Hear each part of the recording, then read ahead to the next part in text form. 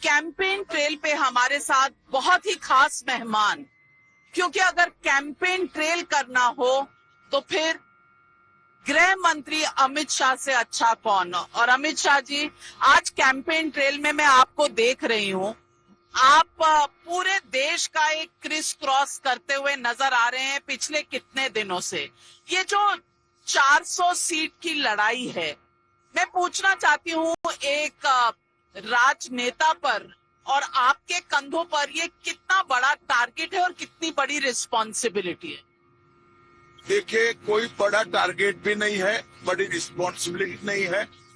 पूरे देश की जनता, चाहे पूर्व हो, पश्चिम हो, उत्तर हो, दक्षिण हो, नरेंद्र मोदी जी को दूसरी बार, फिर से एक बार, तीसरी बार प्रधानमंत्री बनाने के लिए तैयार है। और जहां पर भी जाते हैं, हमसे 2 कदम आगे जनता दिखाई पड़ती। एक प्रकार से ये वास्तविक लक्ष्य है और निश्चित रूप से सिद्ध होगा। 400 के टारगेट के सामने विपक्ष कहता है, चाहे आप राहुल गांधी ले लें, चाहे आप ममता बनर्जी, 150 से 200 की सीट की टारगेट बताते हैं कि इससे ज्यादा आप बढ़ नहीं पाएंगे। कभी इसका प्रेशर चुनाव के दौरान होता है? जो लोग जमीनी हकीकत में जीते हैं, जमीन को जानते हैं, वो लक्ष्य भी ऐसा तय करते हैं जो सिद्ध हो सके, इसलिए प्रेशर में आने का question does not arise. Amit Shah ji, आज हम छत्तीसगढ़ के उस इलाके में जा रहे हैं जहां कुछ दिन पहले एक बड़ा नक्सल ऑपरेशन हुआ था। 29 नक्सल घायल भी हुए, उन्हें ढेर भी किया गया। बड़ा ऑपरेशन है और नक्सलिज्म को आपने कहा है कई स्टेटमेंट्स में कि और 2 या 3 साल का समय मिले तो आप पूरी तरह से खत्म कर दें। ये जो नक्सलिज्म है, इस पे कितनी जीत हम पा चुके हैं, कितना रास्ता बाकी? देखिए, इस देश में से झारखंड, बिहार, तेलंगाना, आंध्र प्रदेश, महाराष्ट्र, मध्य प्रदेश, ओडिशा, इतने राज्यों में से मैं बिल्कुल कह सकता हूं पूर्णतया नक्सल गतिविधि समाप्त हो। छत्तीसगढ़ के 4 जिले बचे थे, क्योंकि यहाँ 5 साल बीच में कांग्रेस की सरकार थी। कांग्रेस ने हमें जितना हो करना चाहिए उतना सहयोग नहीं करा।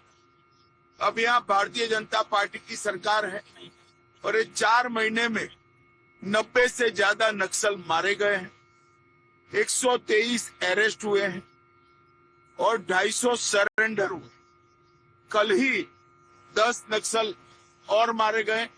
आज सुबह 9 बजे, जब हम 12 बजे बात करते हैं तो 9 बजे ओडिशा में छत्तीसगढ़ के ही 10 नक्सलों ने सरेंडर किया। तो ये गतिविधियां बहुत तेजी से जा रही। इसके साथ साथ जहां जहां सुरक्षा का घेरा हमारा बढ़ता जा रहा है, वहां राशन, शिक्षा, स्वास्थ्य, बिजली और कम्युनिकेशन भी हम बढ़ाते जा रहे हैं। इससे ये फायदा है कि आने वाले दिनों में आदिवासी बच्चों में से उनको रॉ मटेरियल नहीं मिले।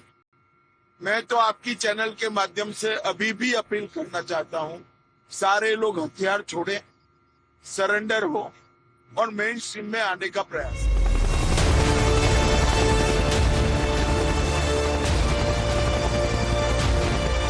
हम कोरबा की तरफ जा रहे हैं। कोरबा में पिछले जो असेंबली के चुनाव थे, लगभग 8 सेगमेंट में से काफी कुछ बीजेपी के हाथ नहीं लगा। मैं पूछना चाहती हूं कि इतनी टफ अगर कॉन्स्टिट्यूएंसी है जहां असेंबली चुनाव में भी बीजेपी को रिजल्ट वो नहीं मिले जो वो चाहती थी, ऐसे लोकेशन पर जाकर, ऐसे कॉन्स्टिट्यूएंसी में जाकर क्या आप जो विकट स्थिति है उसको कन्वर्ट कर पाएंगे? देखिए, कोरबा हम जीतने जा रहे हैं, पहले एक बात समझ लीजिए। परंतु चुनाव प्रचार है, इसका हार जीत से कोई लेन देन नहीं। हमारा कैडर होता है, हमारी आइडियोलॉजी है, हमारा चुनाव का एजेंडा है, संकल्प पत्र है। भारत के हर नागरिक तक ये पहुंचना चाहिए। और बीजेपी के कार्यकर्ता है नाते, नेता है नाते, हमने भारत के हर नागरिक को हाथ जोड़कर भाजपा के लिए वोट करने की अपील भी करनी चाहिए।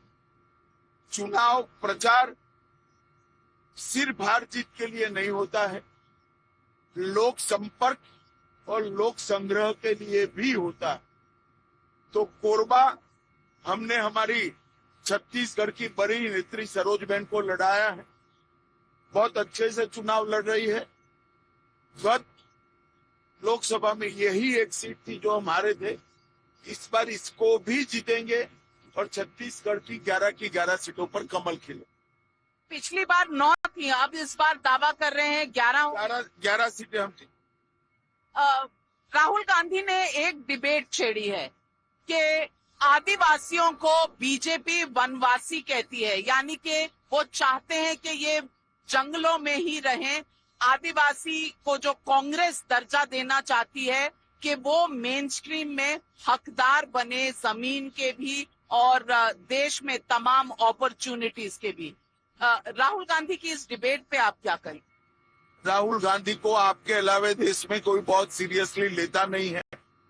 कांग्रेस इतने सालों तक रही, आदिवासी कल्याण मंत्रालय गृह विभाग में ज्वाइंट सेक्रेटरी की पोस्ट हुआ करता था, होम डिपार्टमेंट। अटल जी ने एक फुल फ्लेज मंत्रालय बनाया।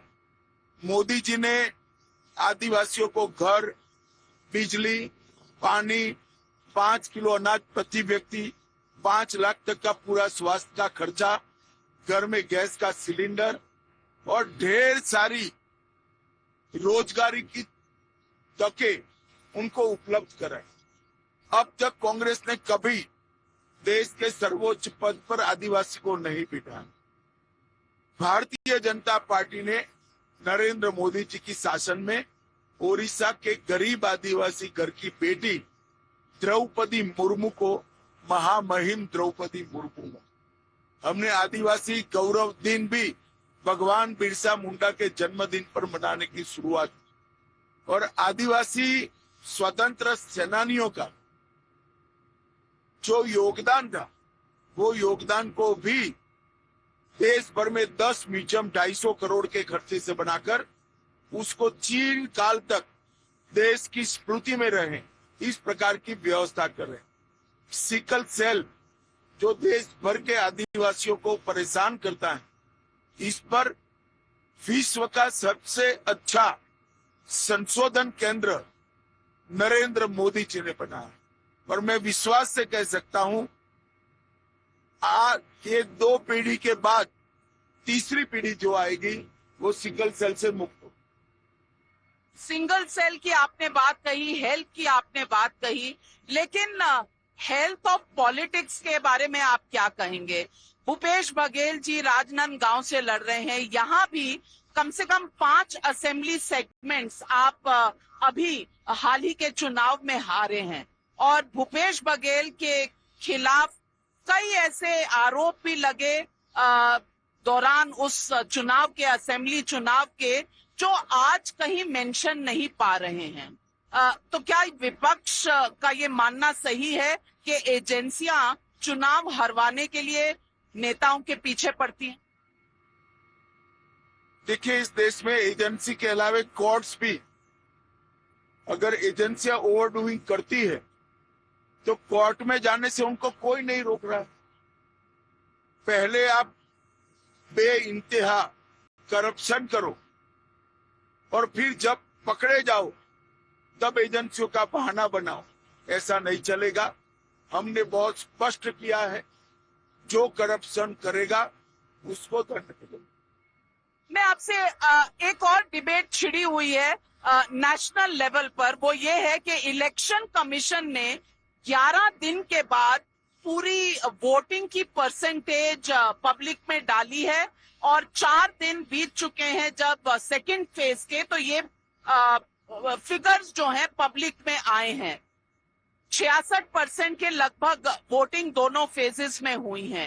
पहले ये रोज ब्रीफिंग होती थी जिस दिन पोलिंग डे होता था, और एब्सोल्यूट नंबर नहीं बताए जा रहे। ये सीताराम येचुरी कह रहे हैं, जयराम रमेश कह रहे हैं, तमाम पार्टियां कह रही हैं, तृणमूल कांग्रेस भी।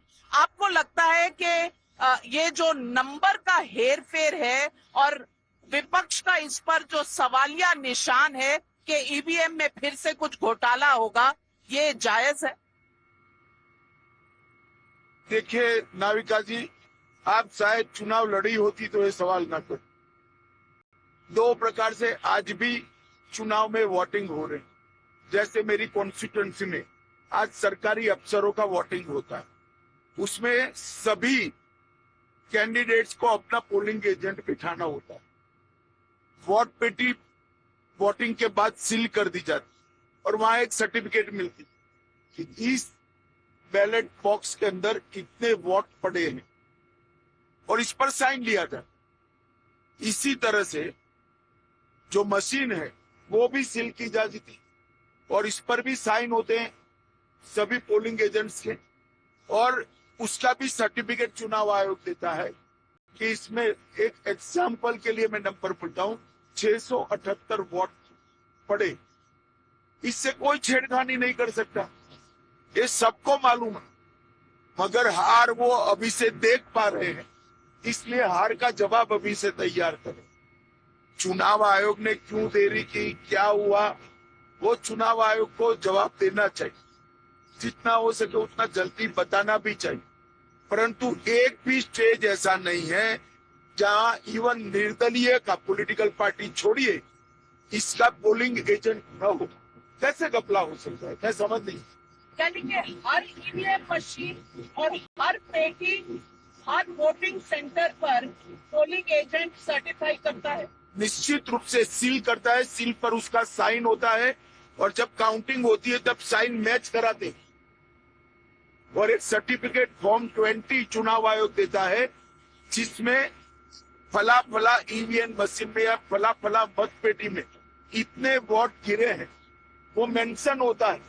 और काउंटिंग जब होता है तब पोलिंग एजेंट काउंटिंग एजेंट वो देखते हैं कि इसमें से 620 ही वोट निकले।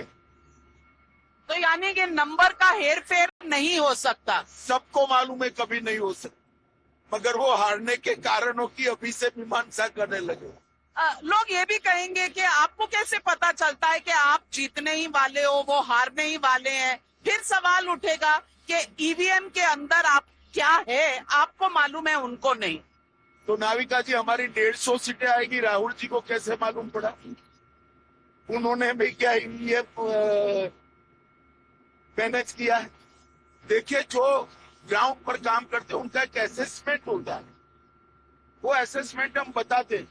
ये बात अलग है कि हमारे असेसमेंट ज्यादातर सही होते हैं, उनके गलत होते हैं, परंतु असेसमेंट के आधार पर ही सब बोले। अभी तक अमेठी रायबरेली का कोई कैंडिडेट कांग्रेस ने डिक्लेयर नहीं किया।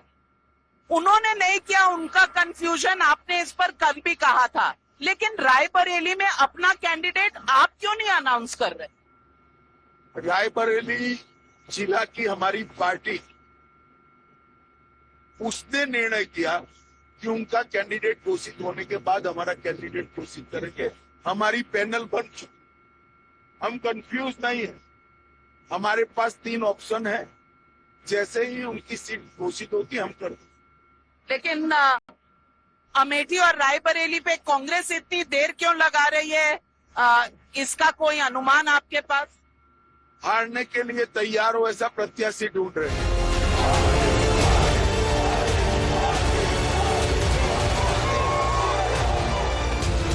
अमित शाह जी, ये चुनाव आपको पहले के चुनावों से कुछ अलग दिखते हैं।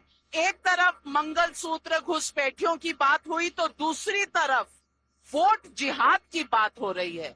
आपको लगता है इस तरह के चुनाव, इस तरह का पोलराइजेशन, ध्रुवीकरण कौन कर रहा है? देखिए, तो आप लोग क्या मुद्दा उठाते हो उस पर निर्भर है। ये चुनाव में 3 करोड़ गरीबों को घर बनाने की भी बात है। देश के 70 साल से ज्यादा आयु वाले हर नागरिक को 5 लाख तक का स्वास्थ्य का खर्चा उठाने की भी बात है। फिर 5 साल तक गरीबों को 5 किलो अनाज हर महीने देने की भी बात है। देश को संसार का तीसरे नंबर का अर्थतंत्र बनाने की बात है, वन नेशन वन इलेक्शन की भी बात है, देश में यूसीसी लाने की भी बात है, मगर मीडिया को ये रचनात्मक एजेंडा पसंद नहीं आता, तो मिर्च मसाले वाली चीजें जो हालांकि 1% के आसपास है उसको उठा लेता है। मिर्च मसाले वाला खाना भारतीय लोग तो खाते हैं, मसाला अच्छा लगता है खाने। नहीं, मुझे कोई कंप्लेन नहीं है इससे। आपने पूछे ऐसा क्यों है, इसका कारण बता रहा हूँ।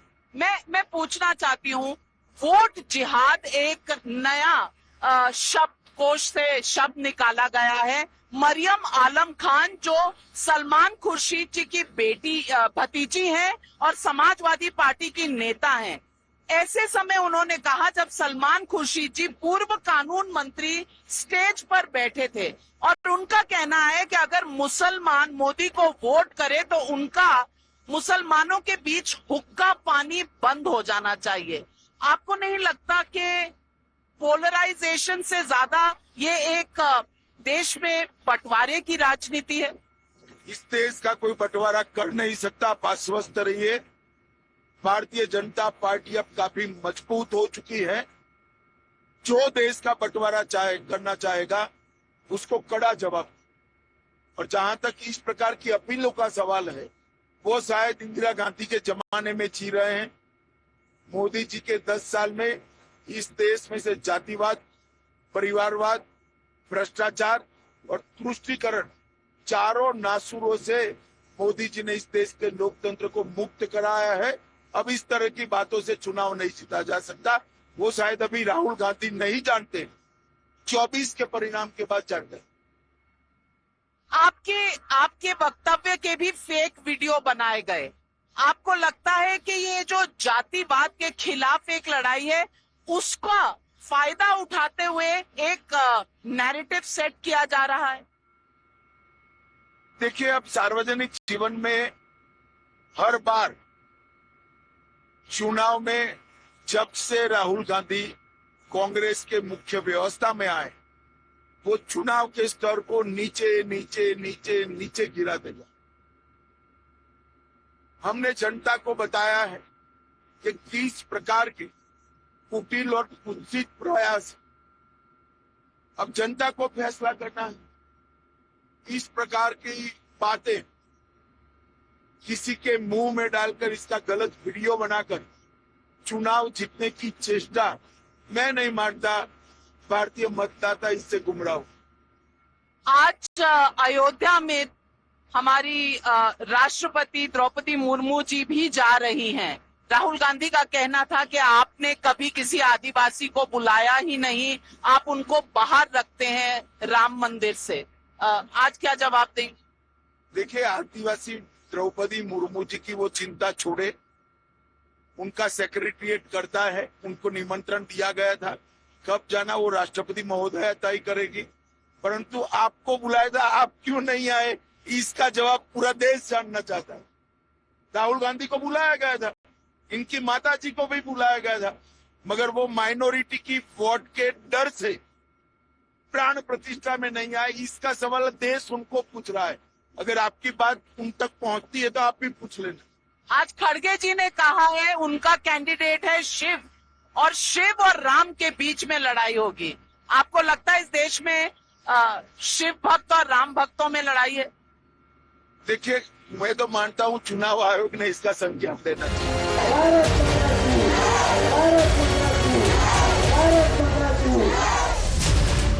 कांग्रेस पार्टी को कितनी सीटें देते हैं इस चुनाव में? मेरा आकलन नहीं है, परंतु हम 400 पार कर गए। नहीं, पर आप तो हमेशा अपने प्रतिद्वंदी का भी आकलन रखते हैं। हर आदमी जब उतरता है किसी मैच में तो अपने ओपोनेंट को स्टडी करता है। नाविका बहन, अभी बहुत चुनाव बाकी है, मैं बताऊंगा आपको, कांग्रेस का भी, मगर हमारा 400 पार होने जा रहा है। अपने आपको पता है 2 फेज में, क्योंकि चुनाव 2 फेज में हम 100 से बहुत ज्यादा आगे निकल गए। विपक्ष का कहना है पहली फेज के बाद टर्नआउट कम हुआ और लगभग 3-4% टर्नआउट पिछले चुनाव से कम है। इसका मतलब बीजेपी का सपोर्ट और काडर गायब है। विपक्ष को जमीनी हकीकत मालूम नहीं है। एक्चुअल में उनका बचा खुचा सपोर्टर है, वो भी वोट करने नहीं निकला है क्योंकि इनका सपोर्ट बेस भी मानता है चुनकर नहीं आने वाले। तो चलिए, अभी ये बातचीत थी। कोरबा हम पहुंचने वाले हैं और फिर कोरबा के बाद कर्नाटक की तरफ चलेंगे। कर्नाटक के दौर में फिर पूछेंगे कि दक्षिण भारत में इस बार बीजेपी का क्या रुख रहेगा।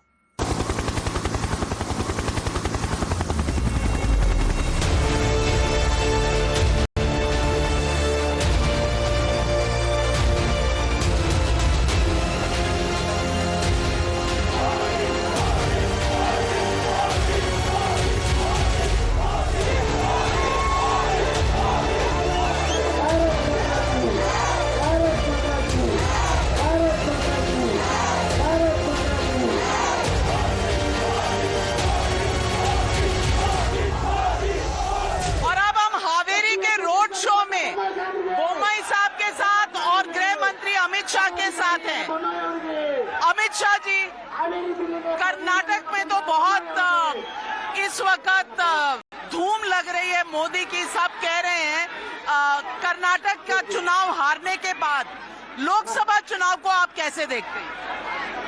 देखिए, जेडीएस और भारतीय जनता पार्टी के गठबंधन को पूरे कर्नाटक के अंदर बहुत अच्छा प्रतिसाद मिल रहा है और मुझे लगता है हम गत चुनाव की तरह ही कर्नाटक को ऑलमोस्ट स्वीप करेंगे। लोगों का कहना है पिछली बार 28 सीटों में से लगभग सारी सीटें आपकी आई थी। असेंबली के चुनाव हारने के बाद इस बार खामियाजा भुगतना पड़ेगा और उसके बाद जेडीएस के साथ आपको अलायंस क्या भारी पड़ेगी? देखिए, गत चुनाव में भी पहले हम असेंबली इलेक्शन हारे थे, बाद में कंप्लीट स्वीप कर गए थे। यहाँ चुनाव मोदी जी के लिए है, देश का प्रधानमंत्री चुनने के लिए है और कर्नाटक में राहुल वर्सेस नरेंद्र मोदी का चुनाव है, जिसमें कर्नाटक की जनता की पसंद बहुत साफ है। नरेंद्र मोदी के साथ कर्नाटक की जनता है। उत्तर, दक्षिण, मध्य सब और हैदराबाद कर्नाटक में सभी जगह नरेंद्र मोदी जी की लहर। यहाँ पर आपने मुद्दा उठाया है रिजर्वेशन का भी, और आरक्षण में जो धर्म के ऊपर आरक्षण है वो कर्नाटका में कई बार इसकी कोशिश हुई है। आज यहाँ से आप जनता को क्या आश्वासन देंगे, क्योंकि आरक्षण एक बड़ा मुद्दा है? देखिए, कर्नाटक में भी कांग्रेस ने मुस्लिम आरक्षण बढ़ाकर एसटी, एससी, ओबीसी के आरक्षण में डाका डालने का प्रयास किया था। हमारा नीति स्पष्ट है, धर्म के आधार पर इस देश में आरक्षण नहीं होना चाहिए। हम इसको हटाएंगे और मुस्लिम आरक्षण को हटाकर जो आरक्षण बचेगा वो एसटी, एससी, ओबीसी को देंगे। बहुत बड़ी बात कह रहे हैं गृह मंत्री अमित शाह, जिनका कहना है कि मुस्लिम आरक्षण किसी हाल में इस चुनाव में अगर जीते तो यहाँ नहीं चलने देंगे और ये आरक्षण जो मुस्लिम को समुदाय को दिया गया है वो भी एससी और एसटी में दिया जाएगा। हावेरी के रोड शो में अमित शाह के साथ कैंपेन ट्रेल पर मैं हूं नाविका कुमार, टाइम्स नाउ और टाइम्स नाउ नव भारत के लिए।